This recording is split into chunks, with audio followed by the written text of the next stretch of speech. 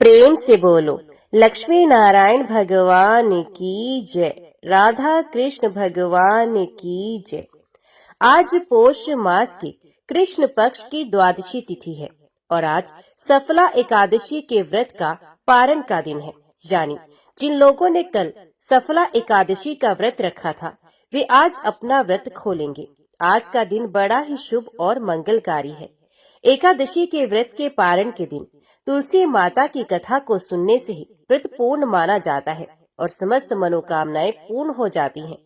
तो जिन लोगों ने व्रत नहीं भी रखा था उन्हें भी द्वादशी के दिन तुलसी माता की कथाओं को सुनने से धन संपत्ति और अनंत शुभ फलों की प्राप्ति होती है। तो आइए भगवान श्री लक्ष्मी नारायण जी के चरणों का ध्यान करते हुए इन कथाओं को सुनते हैं। किंतु एक बात का विशेष ध्यान रखिएगा कि इन कथाओं को पूरा अवश्य सुनिए। आधी अधूरी कथाओं को सुनने से पूर्ण फल की प्राप्ति नहीं होती। तो बोलिए श्री राधा कृष्ण भगवान की जय। जय तुलसी महारानी, नमो नमो हरि की पटरानी, नमो नमो। आइए सुनते हैं तुलसी माता की संपूर्ण कथा। तुलसी माता को हरि प्रिया भी कहा जाता है। जितना भगवान श्री हरि विष्णु सोने चांदी हीरे मोती और रत्नों से प्रसन्न नहीं होते, उतना सिर्फ तुलसी दल से प्रसन्न हो जाते हैं। सच्ची श्रद्धा भाव से तुलसी दल भगवान विष्णु को अर्पित करने से मनुष्य के सभी संकट कट जाते हैं और मनोकामनाएं पूरी हो जाती हैं। शास्त्र अनुसार एकादशी के दिन तुलसी जी में कभी भी जल नहीं चढ़ाना चाहिए, क्योंकि तुलसी महारानी स्वयं एकादशी का निर्जला व्रत रखती हैं। लेकिन द्वादशी के दिन व्रत के पारण के समय तुलसी माता को जल अवश्य चढ़ाना चाहिए और पूरी विधि विधान से पूजा पाठ करके उनकी कथाओं को सुनकर ही अपना व्रत खोलना चाहिए। कार्तिकेय जी ने महादेव जी से कहा, हे भगवान, मैं ये सुनना चाहता हूँ कि कौन सा ऐसा वृक्ष है जिसका पत्ता और फूल भी मोक्ष प्रदान करने वाला है। महादेव जी बोले, बेटा, सब प्रकार के पत्तों और पुष्पों की अपेक्षा तुलसी ही श्रेष्ठ मानी गई है। वे परम मंगल में समस्त कामनाओं को पूर्ण करने वाली, शुद्ध, श्री विष्णु को अत्यंत प्रिय तथा वैष्णवी नाम धारण करने वाली है। वे संपूर्ण लोकों में श्रेष्ठ, शुभ तथा भोग और मोक्ष प्रदान करती है। भगवान श्री विष्णु ने पूर्व काल में संपूर्ण लोकों का हित करने के लिए तुलसी का वृक्ष रोपा था। तुलसी के पत्ते और पुष्प सब धर्मों में प्रतिष्ठित हैं। जैसे भगवान श्री विष्णु को लक्ष्मी और मैं दोनों प्रिय हैं, उसी प्रकार ये तुलसी देवी भी परम प्रिय है। हम तीन के सिवा कोई चौथा ऐसा नहीं जान पड़ता जो भगवान को इतना प्रिय हो। तुलसी दल के बिना दूसरे फूलों, पत्तों तथा चंदन आदि के लेपों से भगवान श्री विष्णु को उतना संतोष नहीं होता।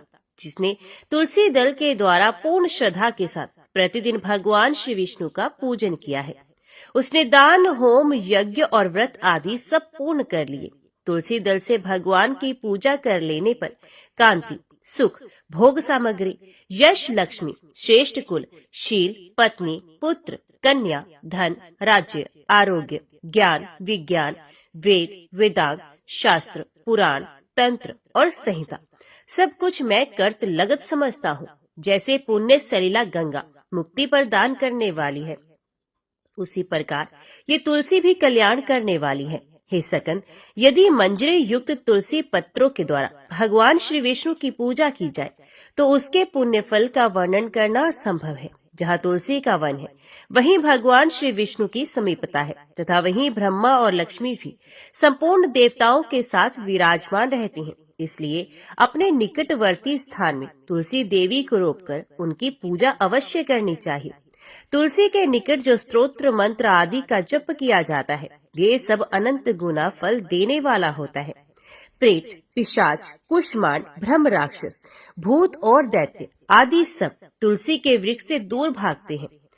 ब्रह्म हत्या आदि पाप तथा पाप और खोटे विचार से उत्पन्न होने वाले रोग ये सब तुलसी वृक्ष के समीप नष्ट हो जाते हैं। जिसने श्री भगवान की पूजा के लिए पृथ्वी पर तुलसी का बगीचा लगा रखा है, उसने उत्तम दक्षिणाओं से युक्त 100 यज्ञों का विधिवत अनुष्ठान पूर्ण कर लिया है। जो श्री भगवान की प्रतिमाओं तथा शालिग्राम शिलाओं पर चढ़े हुए तुलसी दल को प्रसाद के रूप में ग्रहण करता है, वे श्री विष्णु के सायुज्य को प्राप्त होता है। जो श्री हरि की पूजा करके उन्हें निवेदन किए हुए तुलसी दल को अपने मस्तक पर धारण करता है, वे पाप से शुद्ध होकर स्वर्गलोक को प्राप्त होता है। कलयुग में तुलसी का पूजन, कीर्तन, ध्यान, रोपण और धारण करने से वे पाप को जलाती और स्वर्ग एवं मोक्ष प्रदान करती है। जो तुलसी के पूजन आदि का दूसरों को उपदेश देता और स्वयं भी आचरण करता है, वे भगवान श्री लक्ष्मीपति के परम धाम को प्राप्त होता है। जो वस्तु भगवान श्री विष्णु को प्रिय जान पड़ती है, वे मुझे भी अत्यंत प्रिय है। श्राद्ध और यज्ञ आदि कार्यों में तुलसी का एक पत्ता भी महान पुण्य प्रदान करने वाला है। जिसने तुलसी की सेवा की है, उसने गुरु, ब्राह्मण, देवता और तीर्थ सबका भली भांति सेवन कर लिया। इसलिए षडानन, तुम तुलसी का सेवन करो। जो शिखा में तुलसी स्थापित करके प्राणों का परित्याग करता है, वे पाप राशि से मुक्त हो जाता है। राजसूय आदि यज्ञ, भांति भांति के व्रत तथा संयम के द्वारा धीर पुरुष जिस गति को प्राप्त करता है, वही उसे तुलसी की सेवा से मिल जाती है। तुलसी के एक पत्र से श्री हरि की पूजा करके मनुष्य वैष्णव तव को प्राप्त होता है। उसके लिए अन्यान्य शास्त्रों के विस्तार की क्या आवश्यकता है। जिसने तुलसी की शाखा तथा कोमल पत्तियों से भगवान श्री विष्णु की पूजा की है, वे कभी माता का दूध नहीं पीता, अर्थात उसका पुनर्जन्म नहीं होता। कोमल तुलसी दलों के द्वारा प्रतिदिन श्री हरि की पूजा करके मनुष्य अपनी सैकड़ों और हजारों पीढ़ियों को पवित्र कर सकता है। तात, ये मैंने तुमसे तुलसी के प्रधान गुण बताए हैं। संपूर्ण गुणों का वर्णन तो बहुत अधिक समय लगाने पर भी नहीं हो सकता। ये उपाख्यान पुण्य राशि का संचय करने वाला है। जो प्रतिदिन इसका श्रवण करता है, वे पूर्व जन्म के किए हुए पाप तथा जन्म मृत्यु के बंधन से मुक्त हो जाता है। तो बेटा, इस अध्याय के पाठ करने वाले पुरुष को कभी रोग नहीं सताते, अज्ञान उसके निकट नहीं आता, उसकी सदा विजयी होती है। तुलसी का नाम उच्चारण करने पर असुरों का दर्प दलन करने वाले भगवान श्री विष्णु प्रसन्न हो जाते हैं।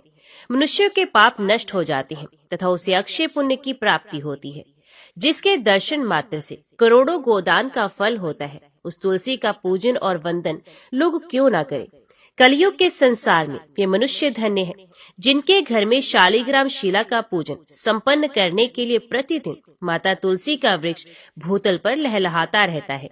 जो कलयुग में भगवान श्री केशव की पूजा के लिए पृथ्वी पर तुलसी का वृक्ष लगाते हैं, उन पर यदि यमराज अपने किंकरों सहित रुष्ट हो भी जाएं, तो भी वे उनका क्या कर सकती हैं। हे तुलसी, तुम अमृत से उत्पन्न हो और केशव को सदा ही प्रिय हो। कल्याणी, मैं भगवान की पूजा के लिए तुम्हारे पत्तों को चुनता हूँ। तुम मेरे लिए वरदायिनी बनो। तुम्हारे श्रेयंगों से उत्पन्न होने वाले पत्रों और मंजरियों द्वारा मैं सदा ही जिस प्रकार श्री हरि का पूजन कर सकूं, वैसा कोई उपाय करो।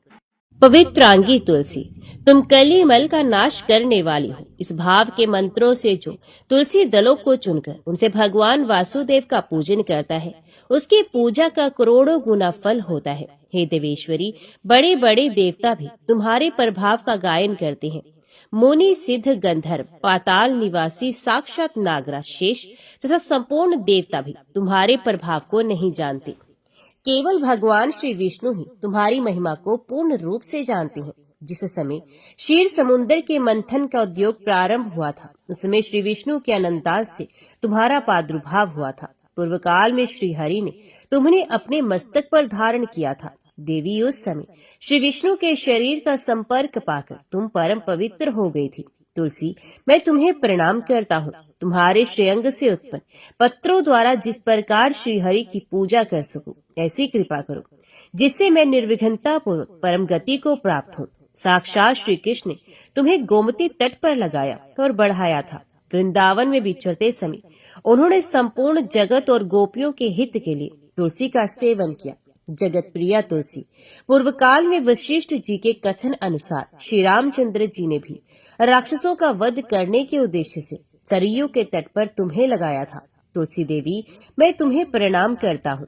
श्री रामचंद्र जी से वियोग हो जाने पर अशोक वाटिका में रहते हुए जनक किशोरी सीता ने तुम्हारा ही ध्यान किया था, जिससे उन्हें अपने प्रियतम का समागम प्राप्त हुआ। पूर्व काल में हिमालय पर्वत पर भगवान शंकर की प्राप्ति के लिए देवी पार्वती ने तुम्हें लगाया और अपनी अभिष्ट सिद्धि के लिए तुम्हारा सेवन किया था। हे तुलसी देवी, मैं तुम्हें नमस्कार करता हूँ।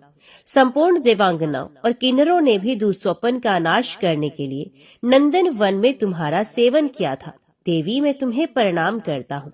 धर्मान्य गया में साक्षात पितरों ने तुलसी का सेवन किया था। दंडकारण्य में भगवान श्री रामचंद्र जी ने अपने हित साधन की इच्छा से परम पवित्र तुलसी का वृक्ष लगाया तथा लक्ष्मण और सीता ने भी बड़ी भक्ति के साथ उसे पोसा था। जिस प्रकार शास्त्रों में गंगा जी को त्रिभुवन व्यापिनी कहा गया है, उसी प्रकार तुलसी देवी भी संपूर्ण चराचर जगत में दृष्टि गोचर होती है। तुलसी का ग्रहण करके मनुष्य पातकों से मुक्त हो जाता है। और तो और मुनीश्वरों, तुलसी के सेवन से ब्रह्महत्या भी दूर हो जाती है।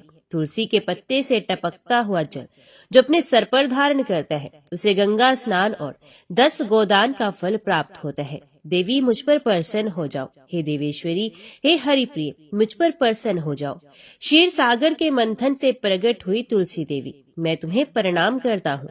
द्वादशी की रात्रि में जागरण करके जो इस तुलसी स्तोत्र का पाठ करता है, भगवान श्री विष्णु उसके 32 अपराध क्षमा करते हैं। बाल्यावस्था, कुमार अवस्था, जवानी और बुढ़ापे में जितने पाप किए होते हैं, वे सब तुलसी स्तोत्र के पाठ से नष्ट हो जाते हैं। तुलसी के स्तोत्र से संतुष्ट होकर भगवान सुख और अभय उदय प्रदान करते हैं। जिस घर में तुलसी का स्तोत्र लिखा हुआ विद्यमान रहता है, उसका कभी अशुभ नहीं होता, उसका सब कुछ मंगलमय होता है, किंचित भी अमंगल नहीं होता, उसके लिए सदा सुकाल रहता है। वे घर प्रचुर धन धान्य से भरा रहता है। तुलसी स्तोत्र का पाठ करने वाले मनुष्य के हृदय में भगवान श्री विष्णु के प्रति अविचल भक्ति होती है तथा उसका वैष्णवों से कभी वियोग नहीं होता। इतना ही नहीं, उसकी बुद्धि कभी अधर्म में नहीं प्रवृत्त होती। जो द्वादशी की रात्रि में जागरण करके तुलसी स्तोत्र का पाठ करता है, उसे करोड़ों तीर्थों के सेवन का फल प्राप्त होता है। बहुत पहले कांचीपुरी में चोल नामक एक चक्रवर्ती राजा हो गए हैं। उनके अधीन जितने देश थे, वे भी चोल नाम से विख्यात हुए। राजा चोल जब इस भूमंडल का शासन करते थे, उस समय कोई भी मनुष्य दरिद्र, दुखी, पाप में लगने वाला अथवा रोगी नहीं था। उन्होंने इतने यज्ञ किए थे जिनके कोई गणना नहीं हो सकती। उनके यज्ञों के स्वर्ण में एवं शोभाशाली यूपों से भरे हुए ताम्रपर्णी नदी के दोनों किनारे चैत्रथ वन के समान सुशोभित होते थे। एक समय की बात है, राजा चोल अनंत शयन नामक तीर्थ में गए, जहाँ जगदीश्वर श्री विष्णु योग निद्रा का आश्रय लेकर सो रहे थे। वहाँ लक्ष्मी रमण भगवान श्री विष्णु के दिव्य विग्रह की राजा ने विधि पूर्वक पूजा की। मणि, मोती तथा स्वर्ण के बने हुए सुंदर फूलों से पूजन करके उन्होंने भगवान को साष्टांग प्रणाम किया। प्रणाम करके वे ज्यों ही बैठे, उसी समय उनकी दृष्टि भगवान के पास आते हुए एक ब्राह्मण पर पड़ी, जो उन्हीं के कांची नगरी के निवासी थे। उनका नाम था विष्णुदास। वे भगवान की पूजा के लिए अपने हाथ में तुलसी दल और जल लिए हुए थे। निकट आने पर ब्रह्म ऋषि ने विष्णु सूक्त का पाठ करते हुए देव भगवान को स्नान कराया और तुलसी की मंजरी तथा पत्तों से विधिवत पूजा की। राजा चोल ने जो पहले रत्नों से भगवान की पूजा की थी, वे सब तुलसी पूजा से ढक गए। ये देखकर राजा कुपित होकर बोले, विष्णुदास, मैंने मणियों तथा स्वर्ण से भगवान की पूजा की थी, वे कितनी शोभा पा रही थी, किंतु तुमने तुलसी दल चढ़ाकर सब ढक दिया। बताओ ऐसा क्यों किया? मुझे तो ऐसा जान पड़ता है तुम बड़े मूर्ख हो, भगवान विष्णु की भक्ति को बिल्कुल नहीं जानते। तभी तो तुम अत्यंत सुंदर सजी सजाई पूजा को पत्तों से ढके जा रहे हो। तुम्हारे इस बर्ताव पर मुझे बड़ा आश्चर्य हो रहा है। तो विष्णुदास बोले, राजन, आपको भक्ति का कुछ भी पता नहीं, केवल राजलक्ष्मी के कारण आप घमंड कर रहे हैं। बताइए तो, आज से पहले आपने कितने वैष्णव व्रतों का पालन किया है? तो राजा ने कहा, ब्राह्मण, यदि तुम विष्णु भक्ति से अत्यंत गर्व में आकर ऐसी बात करते हो तो बताओ, तुम्हें कितनी भक्ति है? तुम तो दरिद्र हो, निर्धन हो। तुमने श्री विष्णु को संतुष्ट करने वाले यज्ञ और दान आदि कभी नहीं किए तथा पहले कहीं कोई देवालय भी नहीं बनवाया। ऐसी दशा में भी तुम्हें अपनी भक्ति का इतना घमंड है। अच्छा, तो आज यहाँ जितने भी श्रेष्ठ ब्राह्मण उपस्थित हैं, वे सभी कान खोलकर मेरी बात सुन लें। देखना है मैं पहले भगवान श्री विष्णु का दर्शन पाता हूँ या ये। इससे लोगों को स्वयं ही ज्ञात हो जाएगा कि हम दोनों में से किसमें कितनी भक्ति है। ये कहकर राजा चोल अपने राजभवन को चले गए और उन्होंने महर्षि मुद्गल को आचार्य बनाकर वैष्णव यज्ञ का अनुष्ठान आरंभ किया, जिसमें बहुत से ऋषियों का समुदाय एकत्रित हुआ, बहुत सा धन खर्च किया गया और प्रचुर दक्षिणा भी बांटी गई। जैसे पूर्व काल में गया क्षेत्र के भीतर ब्रह्मा जी ने समृद्धिशाली यज्ञ का अनुष्ठान किया था, उसी प्रकार राजा चोल ने भी महान यज्ञ आरंभ किया। उधर विष्णुदास भी वहीं भगवान के मंदिर में ठहर गए और श्री विष्णु को संतुष्ट करने वाले शास्त्रोक्त नियमों का भलीभांति पालन करते हुए सदा ही व्रत का अनुष्ठान करने लगे। तुलसी के बगीचे का भलीभांति पालन करते, एकादशी का व्रत, द्वादश अक्षर मंत्र का जप तथा गीत नृत्य आदि मांगलिक उत्सवों के साथ षोडशोपचार द्वारा प्रतिदिन श्री विष्णु की पूजा, यही उनकी जीवनचर्या थी। वे इन्हीं व्रतों का पालन करते थे। चलते, खाते और सोते समय भी उन्हें निरंतर श्री विष्णु का स्मरण बना रहता था। वे समदर्शी थे और संपूर्ण प्राणियों में भगवान श्री विष्णु को स्थित देखते थे। उन्होंने भगवान श्री विष्णु के संतोष के लिए उद्यापन विधि सहित विशेष नियमों का भी सर्वदा पालन किया। इस प्रकार राजा चोल और विष्णुदास दोनों ही भगवान श्री विष्णु की आराधना करने लगे। दोनों ही अपने अपने व्रत में स्थित रहते थे। दोनों की ही इंद्रियां और दोनों के ही कर्म भगवान में ही केंद्रित थे। एक दिन की बात है, विष्णुदास ने नित्य क्रम करने के पश्चात भोजन तैयार किया, किंतु उसे किसी ने चुरा लिया। चुराने वाले पर किसी की दृष्टि नहीं पड़ी। विष्णुदास ने देखा भोजन गायब है, फिर भी उन्होंने दोबारा भोजन नहीं बनाया, क्योंकि ऐसा करने पर सायंकाल की पूजा के लिए अवकाश नहीं मिलता, अतः प्रतिदिन के नियम का भंग हो जाने का भी भय था। दूसरे दिन उसी समय पर भोजन बनाकर वे ज्यों ही भगवान विष्णु को भोग लगाने के लिए गए, त्यों ही कोई आकर फिर सारा भोजन हड़प ले गया। इस प्रकार लगातार 7 दिनों तक कोई आकर उनके भोजन का अपहरण करता रहा। इससे विष्णुदास को बड़ा विस्मय हुआ। वे मन ही मन इस प्रकार विचार करने लगे, अहो, ये कौन प्रतिदिन आकर मेरी रसोई चुरा ले जाता है। मैं क्षेत्र संन्यास ले चुका हूँ, अतः अब किसी तरह स्थान का परित्याग नहीं कर सकता। यदि दोबारा बनाकर भोजन करूं, तो सायंकाल की ये पूजा कैसे छोड़ दूं? कोई सा भी पाक बनाकर मैं तुरंत भोजन तो करूंगा ही नहीं, क्योंकि जब तक सारी सामग्री भगवान श्री विष्णु को निवेदन ना कर लूं, तब तक मैं भोजन नहीं करता। प्रतिदिन उपवास करने से मैं इस व्रत की समाप्ति तक जीवित कैसे रह सकता हूँ? अच्छा, आज मैं रसोई की भलीभांति रक्षा करूंगा। यूं सोचकर भोजन बनाने के पश्चात वे वहीं कहीं छिपकर खड़े हो गए। इतने में ही एक चांडाल दिखाई दिया, जो रसोई का अन्न हड़प ले जाने को तैयार खड़ा था। भूख के मारे उसका सारा शरीर दुर्बल हो रहा था। मुख पर दीनता छा रही थी। शरीर में हाड़ और चम के सिवा कुछ भी बाकी नहीं रहा था। उसे देखकर श्रेष्ठ ब्राह्मण विष्णुदास करिदे करुणा से व्यथित हो गया। उन्होंने भोजन लेकर जाते हुए चांडाल पर दृष्टि डाली और कहा, भैया जरा ठहरो ठहरो, क्यों रूखा सूखा खाते हो? ये घी तो ले लो। इस तरह बोलते हुए विप्रवर विष्णुदास को आते देख चांडाल बड़े वेग से भागा और भय से मूर्छित होकर गिर पड़ा। चांडाल को भयभीत और मूर्छित देख द्विश्रेष्ठ विष्णुदास वेग से चलकर उसके पास पहुँचे और करुणावश अपने वस्त्र के किनारे से उसको हवा करने लगे। तदंतर जब वे उठकर खड़ा हुआ तो विष्णुदास ने देखा वे चांडाल नहीं, साक्षात भगवान नारायण ही शंख चक्र और गदा धारण किए सामने विराजमान है। कट में पीताम्बर, 4 भुजाएं, हृदय में श्रीवत्स का चिन्ह तथा मस्तक पर किरीट शोभा पा रहे हैं। अर्ची के फूल की भांति श्याम सुंदर शरीर और कौस्तुभ मणि से जगमगाते हुए वक्ष स्थल की अपूर्व शोभा हो रही है। अपने प्रभु को प्रत्यक्ष देखकर द्विज श्रेष्ठ विष्णुदास सात्विक भावों के वशीभूत हो गए। वे स्तुति और नमस्कार करने में भी समर्थ ना हो सके। उस समय वहां इंद्र आदि देवता भी आ पहुंचे। गंधर्व और अप्सराएं गाने और नाचने लगे। वे स्थान सैकड़ों विमानों से भर गया और देवऋषियों के समुदाय से सुशोभित होने लगा। चारों ओर गीत और वाद्यों की ध्वनि छा गई। तब भगवान विष्णु ने सात्विक व्रत का पालन करने वाले अपने भक्त विष्णुदास को छाती से लगा लिया और उन्हें अपने ही जैसा रूप देकर वे वैकुंठ धाम को चले गए।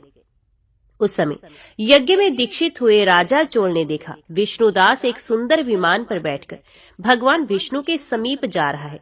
विष्णुदास को वैकुंठ धाम में जाते देख राजा ने तुरंत ही अपने गुरु महर्षि मुद्गल को बुला लिया और इस प्रकार कहना आरंभ किया, जिसके साथ लाग डांट होने के कारण मैंने ये यज्ञ दान आदि कर्म का अनुष्ठान किया है, वे ब्राह्मण आज भगवान श्री विष्णु का रूप धारण करके मुझसे पहले ही वैकुंठ धाम को जा रहा है। मैंने इस वैष्णव यज्ञ में भलीभांति दीक्षित होकर अग्नि में हवन किया और दान आदि के द्वारा ब्राह्मणों का मनोरथ पूर्ण किया, तथापि अभी तक भगवान मुझ पर प्रसन्न नहीं हुए और इस ब्राह्मण को केवल भक्ति के ही कारण श्रीहरि ने प्रत्यक्ष दर्शन दिया। अतः जान पड़ता है भगवान श्री विष्णु केवल दान और यज्ञों से प्रसन्न नहीं होते, उन प्रभु का दर्शन कराने में भक्ति ही, तुलसी ही प्रधान कारण है।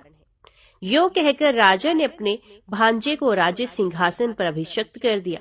वे बचपन से ही यज्ञ की दीक्षा लेकर उसी में संलग्न रहा करते थे, इसलिए उन्हें कोई पुत्र नहीं था। यही कारण है कि उस देश में अब तक भांजे नहीं सदा राज्य के उत्तराधिकारी होते हैं। वे सब के सब राजा चोल के द्वारा स्थापित आचार का ही पालन करते हैं। भांजे को राज्य देने के पश्चात राजा यज्ञशाला में गए और यज्ञ कुंड के सामने खड़े होकर श्री विष्णु को संबोधित करते हुए 3 बार उच्च स्वर से वचन बोले, हे भगवान विष्णु, आप मुझे मन, वाणी, शरीर और क्रिया द्वारा स्थिर भक्ति प्रदान कीजिए। यो कहकर वे सबके देखते ही देखते अग्नि में कूद पड़े। उस समय मुद्गल मुनि ने क्रोध में आकर अपनी शिखा उखाड़ डाली। तभी से आज तक उस गोत्र में उत्पन्न होने वाले समस्त मुद्गल ब्राह्मण बिना शिखा के ही रहते हैं। राजा ज्यों ही अग्नि कुंड में कूदे, उसी समय भक्त वत्सल भगवान श्री विष्णु प्रकट हो गए और उन्होंने राजा को छाती से लगाकर एक श्रेष्ठ विमान पर बिठाया। फिर अपने ही समान रूप देकर उन देवेश्वर ने देवताओं सहित वैकुंठ धाम को प्रस्थान किया। एक समय की बात है, दुर्वासा मुनि देवराज इंद्र से मिलने के लिए स्वर्गलोक में गए। उसमें इंद्र ऐरावत हाथी पर आरूढ़ हो संपूर्ण देवताओं से पूजित होकर कहीं जाने के लिए तैयार थे। उन्हें देखकर महातपस्वी दुर्वासा का मन प्रसन्न हो गया। उन्होंने विनीत भाव से देवराज को एक पारिजात की माला भेंट की। देवराज ने उसे लेकर हाथी के मस्तक पर डाल दिया और स्वयं नंदन वन की ओर चल दिए। हाथी मद से उन्मत्त हो रहा था। उसने सूंड से उस माला को उतार लिया और मसलते हुए तोड़कर जमीन पर फेंक दिया। इससे दुर्वासा जी को क्रोध आ गया और उन्होंने शाप देते हुए कहा, देवराज, तुम त्रिभुवन की राज्य लक्ष्मी से संपन्न होने के कारण मेरा अपमान कर रहे हो, इसलिए तीनों लोगों की लक्ष्मी नष्ट हो जाएगी, इसमें तनिक भी संदेह नहीं। दुर्वासा के इस प्रकार शाप देने पर इंद्र पुनः अपने नगर को लौट गए। तत्पश्चात जगन माता लक्ष्मी अंतर ध्यान हो गई। ब्रह्मा आदि देवता, गंधर्व, यक्ष, किन्नर, दैत्य, दानव, नाग, मनुष्य, राक्षस, पशु, पक्षी तथा कीट आदि जगत के समस्त चराचर प्राणी दरिद्रता के मारे दुख भोगने लगे। सब लोगों ने भूख प्यास से पीड़ित होकर ब्रह्मा जी के पास जाकर कहा, भगवान, तीनों लोग भूख प्यास से पीड़ित हैं। आप सब लोगों के स्वामी और रक्षक हैं, अतः हम आपके शरण में आए हैं। देवेश, आप हमारी रक्षा कीजिए। ब्रह्मा जी बोले, देवता, दैत्य, गंधर्व और मनुष्य आदि प्राणियों, सुनो, इंद्र के अनाचार से ही ये सारा संकट उपस्थित हुआ है। उन्होंने अपने बर्ताव से महात्मा दुर्वासा को कुपित कर दिया है। उन्हीं के क्रोध से आज तीनों लोगों का नाश हो रहा है। जिनकी कृपा कटाक्ष से सब लोग सुखी होते हैं, वे जगन माता महालक्ष्मी अंतर ध्यान हो गई हैं। जब तक वे अपनी कृपा दृष्टि से नहीं देखेंगी, तब तक सब लोग दुखी ही रहेंगे। इसलिए हम सब लोग चलकर क्षीर सागर में विराजमान सनातन देव भगवान नारायण की आराधना करें। उनके प्रसन्न होने पर ही संपूर्ण जगत का कल्याण होगा। ऐसा निश्चय करके ब्रह्मा जी संपूर्ण देवताओं और भृगु आदि महर्षियों के साथ क्षीर सागर पर गए और विधि पूर्वक पुरुष सूक्त के द्वारा उनकी आराधना करने लगे। उन्होंने अनन्य चित्त होकर अष्टाक्षर मंत्र का जप और पुरुष सूक्त का पाठ करके परमेश्वर का ध्यान करते हुए उनके लिए हवन किया तथा दिव्य स्तोत्रों से स्तवन और विधिवत नमस्कार किया। इससे प्रसन्न होकर भगवान ने सब देवताओं को दर्शन दिया और कृपा पूर्वक ये कहा, देवगण, मैं वर देना चाहता हूँ, तुम लोग इच्छा अनुसार वर मांगो। ये सुनकर ब्रह्मा आदि संपूर्ण देवता हाथ जोड़कर बोले, हे भगवान, दुर्वासा मुनि के शाप से तीनों लोग संपत्तिहीन हो गए हैं। पुरुषोत्तम, इसलिए हम आपकी शरण में आए हैं। श्री भगवान बोले, देवताओं, अत्रि कुमार दुर्वासा मुनि के शाप से भगवती लक्ष्मी अंतर्ध्यान हो गई हैं। अतः तुम लोग मंद्राचल पर्वत को उखाड़कर क्षीर सागर में रख दो और उसे मथानी बनाकर नागराज वासुकी को रस्सी की जगह उसमें लपेट दो। फिर दैत्य, गंधर्व और दानवों के साथ मिलकर समुद्र का मंथन करो। तत्पश्चात जगत की रक्षा के लिए लक्ष्मी देवी प्रकट होंगी। उनकी कृपा दृष्टि पड़ते ही तुम लोग महान सौभाग्यशाली हो जाओगे, इसमें तनिक भी संदेह नहीं।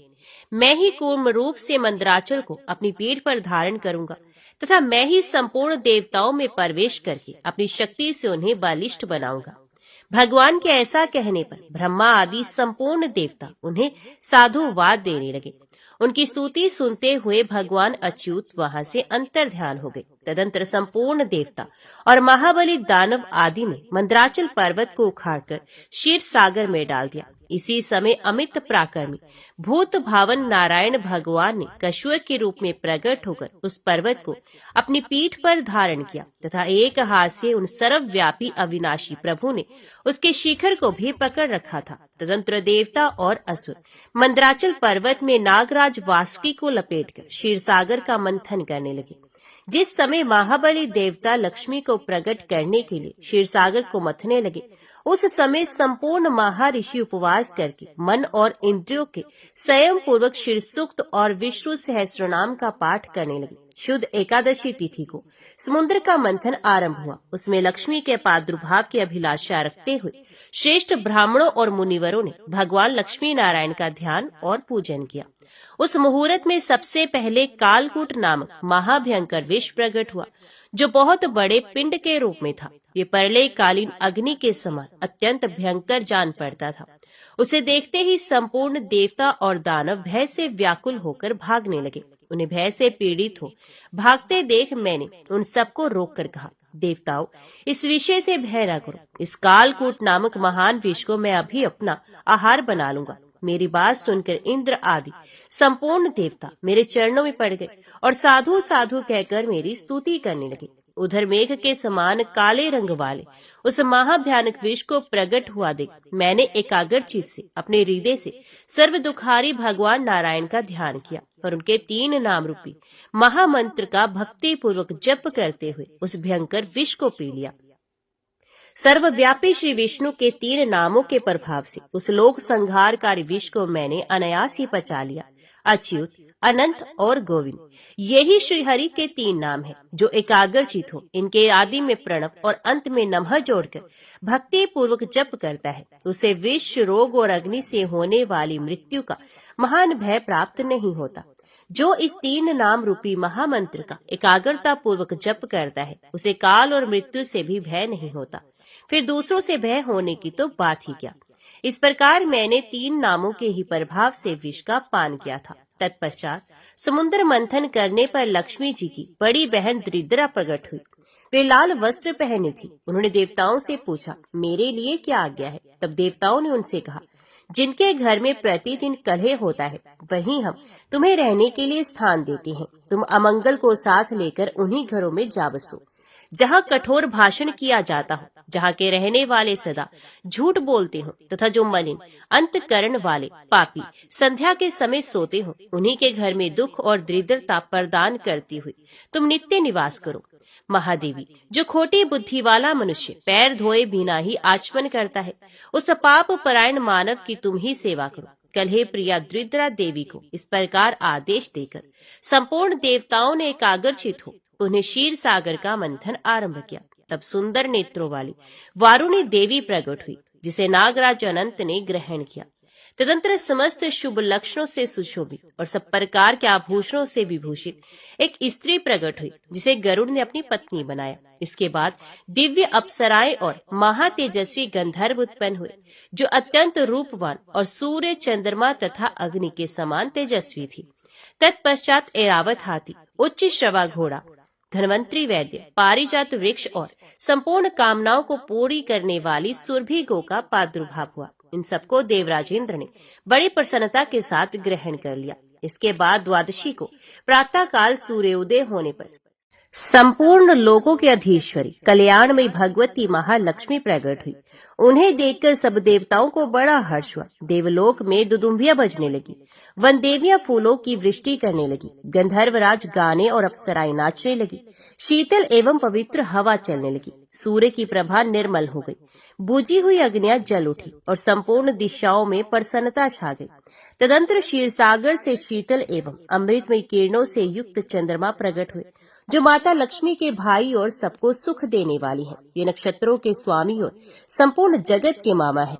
इसके बाद श्रीहरि की पत्नी तुलसी देवी प्रकट हुई, जो परम पवित्र और संपूर्ण विश्व का पावन बनाने वाली हैं। जगन माता तुलसी का प्रादुर्भाव श्रीहरि की पूजा के लिए ही हुआ है। तत्पश्चात सब देवता प्रसन्नचित्त होकर मंद्राचल पर्वत को यथास्थान रखाए और सफल मनोरथ हो माता लक्ष्मी के पास जा सहस्र नाम से स्तुति करके शिव सूक्त का जप करने लगे। तब भगवती लक्ष्मी ने प्रसन्न होकर संपूर्ण देवताओं से कहा, देववरों, तुम्हारा कल्याण हो। मैं तुम्हें वर देना चाहती हूँ, मुझसे मनोवांछित वर मांगो। देवता बोले, संपूर्ण लोकों के स्वामी भगवान श्री विष्णु की प्रियतमा लक्ष्मी देवी, आप हम लोगों पर प्रसन्न हो और श्री विष्णु के वक्ष स्थल में सदा निवास करें, कभी भगवान से अलग ना हो तथा तीनों लोकों का भी कभी परित्याग न करें। देवी, यही हमारे लिए श्रेष्ठ वर है। जगन माता, आपको नमस्कार है, हम आपसे यही चाहती हैं। देवताओं के ऐसा कहने पर श्री नारायण की प्रियतमा लोक माता माहेश्वरी लक्ष्मी ने एवं वस्तु कहकर उनकी प्रार्थना स्वीकार की। तदंतर क्षीर सागर पर भगवान नारायण और ब्रह्मा जी भी प्रकट हुए। देवताओं ने जनार्दन को नमस्कार करके उनका स्तवन किया और प्रसन्न वंदन हो हाथ जोड़कर कहा, सर्वेश्वर, आप अपनी प्रियतमा और महारानी लक्ष्मी देवी को, जो कभी आपसे अलग होने वाली नहीं है, जगत की रक्षा के लिए ग्रहण कीजिए। ऐसा कहकर ब्रह्मा आदि देवता और मुनियों ने नाना प्रकार के रत्नों से बने हुए बाल सूर्य के समान तेजस्वी दिव्य पीठ पर भगवान विष्णु और भगवती लक्ष्मी को बिठाया तथा नेत्रों से आनंद के आंसू बहाते हुए उन्होंने दिव्य वस्त्र, दिव्य माला, रत्न में आभूषण एवं अप्राकृतिक दिव्य फलों से उन दोनों का पूजन किया। क्षीरसागर से जो कोमल दलों वाली तुलसी देवी प्रकट हुई थी, उनके द्वारा उन्होंने लक्ष्मी जी के युगल चरणों का आचरण किया। फिर 3 बार प्रदक्षिणा की और बारंबार नमस्कार करके दिव्य स्तोत्रों से स्तुति की। इससे सर्वदेश्वर भगवान श्री हरि ने लक्ष्मी सहित प्रसन्न होकर देवताओं को मनोवांछित वरदान दिया। तब से देवता और मनुष्य आदि प्राणी बहुत प्रसन्न रहने लगे। उनके यहाँ धन धान्य की प्रचुर वृद्धि हुई और वे निरोग होकर अत्यंत सुख का अनुभव करने लगे। इसके बाद लक्ष्मी सहित भगवान श्री विष्णु ने प्रसन्न होकर संपूर्ण लोकों के हित के लिए समस्त महामुनियों और देवताओं से कहा, मुनियों और महाबली देवताओं, तुम सब लोग सुनो। एकादशी तिथि परम पुण्यमयी है, वे सब उपद्रवों को शांत करने वाली है। तुम लोगों ने लक्ष्मी का दर्शन पाने के लिए इस तिथि को उपवास किया है, इसलिए ये द्वादशी तिथि मुझे सदा प्रिय होगी। आज से जो लोग एकादशी को उपवास करके द्वादशी को प्रातः काल सूर्य उदय होने पर बड़ी श्रद्धा के साथ लक्ष्मी और तुलसी के साथ मेरा पूजन करेंगे, वे सब बंधनों से मुक्त होकर मेरे परम पद को प्राप्त होंगे। ऐसा कहकर सनातन परमात्मा भगवान श्री विष्णु मुनियों के द्वारा अपनी स्तुति सुनते हुए लक्ष्मी जी के निवास स्थान क्षीर सागर में चले गए। वहाँ सूर्य के समान तेजो में विमान पर शेषनाग की शैया के ऊपर विशाल लोचना भगवती रमा के साथ वे रहने लगे। वे देवताओं का दर्शन देने के लिए सदा ही वहाँ निवास करते हैं। तदंतर सब देवता कश्यप रूपधारी सनातन भगवान का भक्ति पूर्वक पूजन करके प्रसन्नचित्त हो उनकी स्तुति करने लगे। इससे उन्हें बड़ी प्रसन्नता हुई और वे बोले, देवताओं, तुम्हारे मन में जो भी इच्छा हो वैसा वर मांगो। देवता बोले, महाबली देवेश्वर, आप शेष नाग और दिग्गजों की सहायता के लिए 7 दीपों वाली इस पृथ्वी को अपनी पीठ पर ही धारण कीजिए। देवताओं की प्रार्थना सुनकर विश्व भावन भगवान ने बड़ी प्रसन्नता के साथ कहा, एवं वस्तु ऐसा ही हो। तब से उन्होंने 7 दीपों सहित पृथ्वी को अपनी पीठ पर धारण किया। तदंतर महर्षियों सहित देवता, गंधर्व, दैत्य, दानव तथा मानव भगवान की आज्ञा ले अपने अपने लोक को चले गए। तब से ब्रह्मा आदि देवता, सिद्ध, मनुष्य, योगी तथा मुनि श्रेष्ठ भगवान की आज्ञा मानकर बड़ी भक्ति के साथ एकादशी तिथि को उपवास और द्वादशी तिथि को भगवान का पूजन करने लगे। मध्य देश में एक धन शर्मा नामक ब्राह्मण रहता था। उसमें पाप का लेश मात्र भी नहीं था। एक दिन वे कुश आदि के लिए वन में गया। वहां उसने एक अद्भुत बात देखी। उसने 3 महाप्रेत दिखाई दिए जो बड़े ही दुष्ट और भयंकर थे। धन शर्मा उन्हें देखकर डर गया। उन प्रेतों के केश ऊपर को उठे हुए थे, लाल लाल आंखें, काले काले दांत और सूखा हुआ उनका पेट था। धन शर्मा ने पूछा, तुम लोग कौन हो? ये नारक की अवस्था तुम्हें कैसे प्राप्त हुई? मैं भय से आतुर और दुखी हूँ, दया का पात्र हूँ, मेरी रक्षा करो। मैं भगवान विष्णु का दास हूँ। मेरी रक्षा करने से भगवान तुम लोगों का भी कल्याण करेंगे। भगवान विष्णु ब्राह्मणों की हितैषी हैं। मुझ पर दया करने से वे तुम्हारे ऊपर संतुष्ट होंगे। श्री विष्णु का अलसी के पुष्प के समान श्याम वर्ण है। वे पीताम्बरधारी हैं। उनका नाम श्रवण करने मात्र से सब पापों का क्षय हो जाता है। भगवान आदि और अंत से रहित, शंख चक्र एवं गदा धारण करने वाले, अविनाशी, कमल के समान नेत्रों वाले तथा प्रेतों को मोक्ष प्रदान करने वाले हैं। भगवान विष्णु का नाम सुनने मात्र से वे पिशाच संतुष्ट हो गए। उनका भाव पवित्र हो गया। वे दया और उदारता के वशीभूत हो गए। ब्राह्मण के कहे हुए वचन से उन्हें बड़ी प्रसन्नता हुई थी। उसके पूछने पर वे प्रेत इस प्रकार बोले। प्रेतों ने कहा, विप्र, तुम्हारे दर्शन मात्र से तथा भगवान श्री हरि का नाम सुनने मात्र से हम इस समय दूसरे ही भाव को प्राप्त हो गए हैं। हमारा भाव बदल गया है। हम दयालु हो गए हैं। वैष्णव पुरुष का समागम निश्चय ही पापों को दूर भगाता, कल्याण से संयोग कराता तथा शीघ्र ही यश का विस्तार करता है। अब हम लोगों का परिचय सुनो। ये पहला कृतघ्न नाम का प्रेत है। इस दूसरे का नाम विदेवत है तथा तीसरा मैं हूँ और मेरा नाम अविशाख है। मैं तीनों में अधिक पापी हूँ। इस प्रथम पापी ने सदा ही कृतघ्नता की है, अतः इसके कर्म के अनुसार ही इसका नाम कृतघ्न पड़ा है। ब्राह्मण ये पूर्व जन्म में सुदास नामक द्रोही मनुष्य था, सदा कृतघ्नता किया करता था। उसी पाप से ये इस अवस्था को पहुंचा है। अत्यंत पापी, धूर्त तथा गुरु और स्वामी का अहित करने वाले मनुष्य के लिए भी पापों से छूटने का उपाय है, परंतु कृतघ्न के लिए कोई प्रायश्चित नहीं है। इस दूसरे पापी ने देवताओं का पूजन किए बिना ही सदा अन्न भोजन किया है। इसने गुरु और ब्राह्मणों को कभी दान नहीं दिया है, इसलिए इसका नाम विदेवत हुआ। ये पूर्व जन्म में हरिवीर नाम से विख्यात राजा था। 10,000 गांवों पर इसका अकेले का अधिकार था। ये रोष, अहंकार तथा नास्तिकता के कारण गुरुजनों की आज्ञा का उल्लंघन करने में तत्पर रहता था। प्रतिदिन 5 महायज्ञों का अनुष्ठान किए बिना ही खाता और ब्राह्मणों की निंदा किया करता था। उसी पाप कर्म के कारण ये बड़े बड़े नरकों का कष्ट भोगकर इस समय विदेवत नाम का प्रेत हुआ है। अविशाख नामक तीसरा प्रेत मैं हूँ। मैं पूर्व जन्म में ब्राह्मण था। मध्य देश में मेरा जन्म हुआ था। मेरा नाम भी गौतम था और गोत्र भी। मैं वासपुर गांव में निवास करता था। मैंने भगवान माधव की प्रसन्नता के उद्देश्य से कभी स्नान नहीं किया, दान और हवन भी नहीं किया। मैंने कभी स्नान, दान, शुभ कर्म, पूजा तथा पुण्य के द्वारा भगवान माधव को प्रसन्न नहीं किया है। इससे मेरा सारा वैदिक कर्म निष्फल हो गया है। मैं अविशाख नामक प्रेत होकर सब और विचरता हूँ। हम तीनों के प्रेत योनि में पड़ने का जो कारण है वे सब मैंने आपको बता दिया है। अब तुम हम लोगों का पापों से उद्धार करो, क्योंकि तुम विप्र हो। ब्राह्मण पुण्यात्मा साधु पुरुष तीर्थों से भी बढ़कर हैं। वे शरण में आए हुए महान पापियों को भी नरक से तार देती हैं। जो मनुष्य सदा गंगा आदि संपूर्ण तीर्थों में स्नान करता है तथा जो केवल साधु पुरुषों का संग करता है, उनमें साधु संग करने वाला पुरुष ही श्रेष्ठ है। अतः तुम मेरा उद्धार करो। अथवा मेरा एक पुत्र है जो धन शर्मा नाम से विख्यात है। स्वामी, तुम उसी के पास जाकर ये सब बातें समझाओ। हमारे लिए इतना परिश्रम करो। जो दूसरों का कार्य उपस्थित होने पर उसके लिए उद्योग करता है, उसे उसका पूरा फल मिलता है। वे यज्ञ, दान और शुभ कर्मों से भी अधिक फल का भागी होता है। उस प्रेत का वचन सुनकर धनशर्मा को बड़ा दुख हुआ। उसने ये जान लिया कि ये मेरे पिता हैं जो नरक में पड़े हुए हैं। तब वे सर्वथा अपनी निंदा करते हुए बोला, स्वामी, मैं ही गौतम का आपका पुत्र धनशर्मा हूँ। मैं आपके किसी काम न आया, मेरा जन्म निरर्थक है। जो पुत्र आलस्य छोड़कर अपने पिता का उद्धार नहीं करता, वे अपने को पवित्र नहीं कर पाता। जो इस लोक और परलोक में भी सुख का संतान विस्तार कर सके, वही संतान या तन्य माना गया है। इस लोक में धर्म की दृष्टि से पुरुष के दो ही गुरु हैं, पिता और माता। इनमें भी पिता ही श्रेष्ठ है, क्योंकि सर्वत्र बीज की ही प्रधानता देखी जाती है। पिताजी, क्या करूं, कहाँ जाऊं, कैसे आपकी गति होगी? मैं धर्म का तत्व नहीं जानता, केवल आपकी आज्ञा का पालन करूंगा।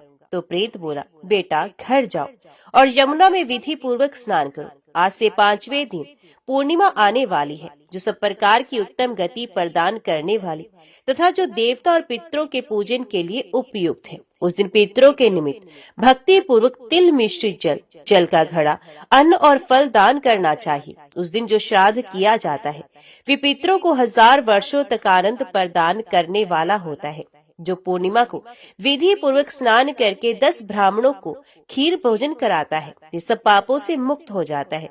जो धर्मराज की प्रसन्नता के लिए जल से भरे हुए 7 घड़े दान करता है, वे अपनी 7 पीढ़ियों को तार देता है। बेटा, त्रयोदशी, चतुर्दशी तथा पूर्णिमा को भक्ति परायण होकर स्नान, जप, दान, होम और श्री माधव का पूजन करो और उससे जो फल हो वे हम लोगों को समर्पित कर दो। ये दोनों प्रेत भी मेरे परिचित हो गए हैं, अतः इनको इसी अवस्था में छोड़कर मैं स्वर्ग नहीं जा सकता। इन दोनों के पाप का भी अंत आ गया है। बहुत अच्छा कहकर वे श्रेष्ठ ब्राह्मण अपने घर गया और वहां जाकर उसने सब कुछ उसी तरह किया। वे प्रसन्नता पूर्वक परम भक्ति के साथ स्नान दान करने लगा। पूर्णिमा आने पर उसने आनंद पूर्वक भक्ति से स्नान किया और बहुत से दान करके उन सबको पृथक पृथक पुण्य प्रदान किया। उस पवित्र दान के संयोग से वे सब आनंद मगन हो विमान पर बैठकर तत्क्षण ही स्वर्ग को चले गए। ब्राह्मणों में श्रेष्ठ धनशर्मा भी श्रुति, स्मृति और पुराणों का ज्ञाता था। वे चिरकाल तक उत्तम भोग भोग कर अंत में ब्रह्मलोक को प्राप्त हुआ। पत्तों की जितनी भी जातियां हैं, उन सब में तुलसी भगवान श्री विष्णु को अधिक प्रिय है। पुष्कर आदि जितने तीर्थ हैं, गंगा आदि जितनी नदियां हैं तथा वासुदेव आदि जो देवता हैं, वे सभी तुलसी दल में निवास करते हैं। अतः तुलसी सर्वदा और सब समय भगवान श्री विष्णु को प्रिय है। कमल और मालती का फूल छोड़कर तुलसी का पत्ता ग्रहण करे और उसके द्वारा भक्ति पूर्वक माधव की पूजा करे। उसके पुण्य फल का पूरा वर्णन करने में शेष भी समर्थ नहीं है। जो बिना स्नान किए ही देव कार्य या पितृ कार्य के लिए तुलसी का पत्ता तोड़ता है, उसका सारा कर्म निष्फल हो जाता है तथा वे पंचगव्य पान करने से शुद्ध होता है। जैसे हरे बहुत तेरे रोगों को तत्काल हर लेती है, उसी प्रकार तुलसी दरिद्रता और दुख भोग आदि से संबंध रखने वाले अधिक से अधिक पापों को भी शीघ्र ही दूर कर देती है। तुलसी काले रंग के पत्तों वाली हो या हरे रंग की, उसके द्वारा श्री मधुसूदन की पूजा करने से प्रत्येक मनुष्य भगवान का भक्त नर से नारायण हो जाता है। जो तीनों संध्याओं के समय तुलसी दल से मधुहंता श्री हरि का पूजन करता है, उसका पुण्य संसार में जन्म नहीं होता। फूल और पत्तों के नाम मिलने पर अन्न आदि के द्वारा धान, गेहूं, चावल अथवा जौ के द्वारा भी सदा श्री हरि का पूजन करे। तत्पश्चात सर्व देव में भगवान श्री विष्णु की प्रदक्षिणा करे। इसके बाद देवताओं, मनुष्यों, पितरों तथा चराचर जगत का तर्पण करना चाहिए। पीपल को जल देने से दरिद्रता, कालकर्णी, एक तरह का रोग, दुस्वपन, दुश्चिंता तथा संपूर्ण दुख नष्ट हो जाते हैं। जो बुद्धिमान पीपल के पेड़ की पूजा करता है, उसे अपने पितरों को तृप्त कर दिया, भगवान विष्णु की आराधना कर ली तथा संपूर्ण ग्रहों का भी पूजन कर लिया। अष्टांग योग का साधन, स्नान करके पीपल के वृक्ष का सिंचन तथा श्री गोविंद का पूजन करने से मनुष्य कभी दुर्गति को प्राप्त नहीं होता। जो सब कुछ करने में असमर्थ हो, वे स्त्री या पुरुष यदि पूर्वोक्त नियमों से युक्त होकर त्रयोदशी, चतुर्दशी और पूर्णिमा तीनों दिन भक्ति से विधि पूर्वक प्रातः स्नान कर तो सब पातकों से मुक्त होकर अक्षय स्वर्ग का उपभोग करता है। भगवान विष्णु की प्रसन्नता के लिए ब्राह्मणों को भोजन कराता है तथा 3 रात तक प्रातःकाल एक बार भी स्नान करके संयम और शौच का पालन करते हुए श्वेत या काले तिलों का मधु में मिलाकर 12 ब्राह्मणों को दान देता है और उन्हीं के द्वारा स्वसित वाचन कराता है तथा मुझ पर धर्मराज प्रसन्न हो इस उद्देश्य से देवताओं और पितरों का तर्पण करता है। उसके जीवन भर के किए हुए पाप तत्काल नष्ट हो जाती हैं। जो पूर्णिमा को मटका जल के घड़े पकवान तथा स्वर्ण में दक्षिणादान करता है उसे अश्वमेध यज्ञ का फल मिलता है। ओम नमो भगवते वासुदेवाय नमः। जय श्री राधे कृष्णा। आज के वीडियो में इतना ही। उम्मीद करती हूँ वीडियो आपको पसंद आई होगी। वीडियो पसंद आई हो तो वीडियो को लाइक और चैनल को सब्सक्राइब जरूर कीजिएगा। जय श्री हरि लिखकर कमेंट बॉक्स में अपनी हाजिरी और अपने सुझाव देना ना भूलेगा। तो मिलते हैं अगली कथा अगली वीडियो के साथ।